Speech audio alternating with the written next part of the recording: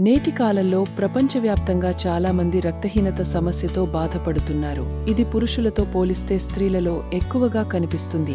శరీరంలో హిమోగ్లోబిన్ తక్కువగా తయారు కావడం వల్ల ఎర్ర రక్తకణాల సంఖ్య తగ్గడంతో రక్తహీనత అనగా ఎనీమియా సమస్య వస్తుంది. హిమోగ్లోబిన్ అనేది ఎర్ర రక్త కణాల్లో కనిపించే ప్రోటీన్.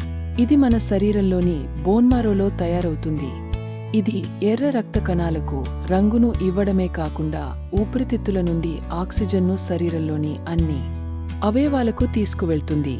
రక్తహీనతతో బాధపడుతున్న వారి శరీరంలో అవయవాలు సరిగా పనిచేయకపోవడంతో వారికి అనేక అనారోగ్య సమస్యలు దరిచేరుతాయి. రక్తహీనత స్త్రీలలో ఎక్కువగా కనిపిస్తుంది. కొందరు విటమిన్లు, మినరల్స్ సరిగా తీసుకోకపోవడం వల్ల ఎర్ర రక్త కణాలు ఉత్పత్తి తక్కువగా ఉంటుంది.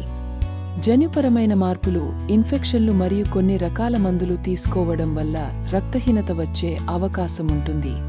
అప్పుడే పుట్టిన పిల్లల దగ్గర నుండి వృద్ధుల వరకు ఎవరికైనాను ఈ సమస్య రావచ్చు. దీనివల్ల శరీరంలోని రోగ నిరోధక వ్యవస్థ దెబ్బతిని అనేక అనారోగ్య సమస్యలు దరిచేరుతాయి. శరీరంలో తగినంత iron, folic acid, zinc, vitamins లేకపోవడం వల్ల కూడా రక్తహీనత వచ్చే అవకాశం ఉంటుంది.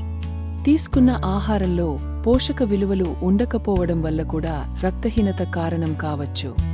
ముఖ్యంగా స్త్రీలు గర్భవతిగా ఉన్నప్పుడు మరియు బిడ్డకు పాలు ఇచ్చే సమయంలో మంచి పౌష్టిక సమతుల్య ఆహారాన్ని తీసుకోవాలి. ప్రతి ఒక్కరు రోజువారీ ఆహారంలో అన్ని రకాల పండ్లు, తాజా కూరగాయలను మరియు ఆకుకూరలు తీసుకోవాలి.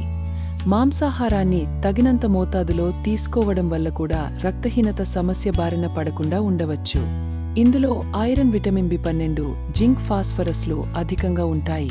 విటమిన్ సి అధికంగా ఉండే ఉసిరికాయలు, సిట్రిక్ పండ్లు, ఆరెంజ్, స్ట్రాబెర్రీ, టమాటాలను తీసుకోవాలి.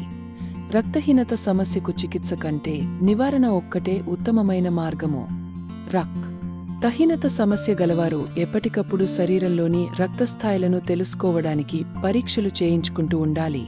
మన Pavan Sai multi speciality hospital Ibrahimpatnam నందు అన్ని రకముల స్త్రీల సంబంధిత సమస్యల కొరకు సీనియర్ గైనకాలజిస్ట్ అందుబాటులో కలరు. మీ ఆరోగ్య సంరక్షణే మా ధ్యేయం. మీ Pavan Sai multi speciality hospitals.